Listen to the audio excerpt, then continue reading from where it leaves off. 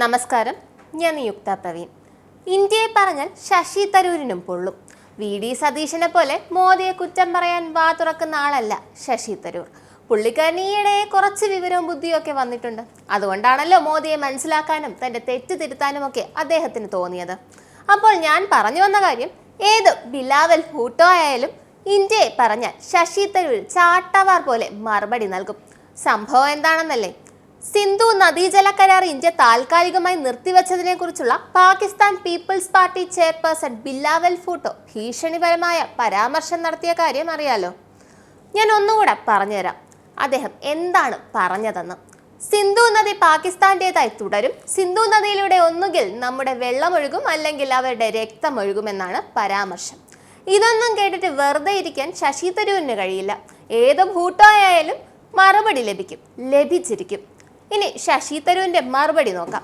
ഇത് വെറും പ്രകോപനപരമായ പരാമർശമാണ്. ഒരു തെറ്റും ചെയ്യാതെ ഇന്ത്യക്കാരെ കൊല്ലാൻ കഴിയില്ലെന്ന് പാകിസ്ഥാനികൾ മനസ്സിലാക്കണം.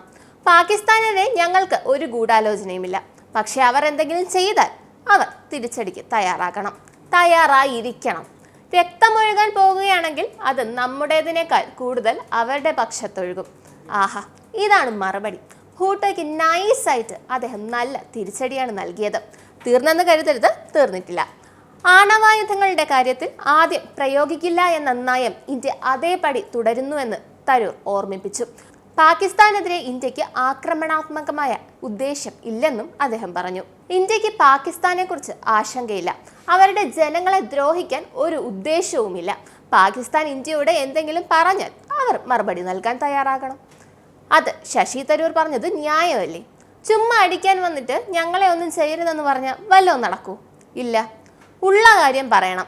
രാഹുൽ ഗാന്ധിയുടെയെന്നും സ്വന്തം മണ്ണിനോട് കൂറ് ശശി തരൂരിനുണ്ട്. അതാണ് നമ്മളിവിടെ കണ്ടതും. എന്തായാലും ബിലാവൽ ഫോട്ടോയ്ക്ക് വയറ് നിറച്ച് ശശി തരൂർ കൊടുത്തിട്ടുണ്ട്.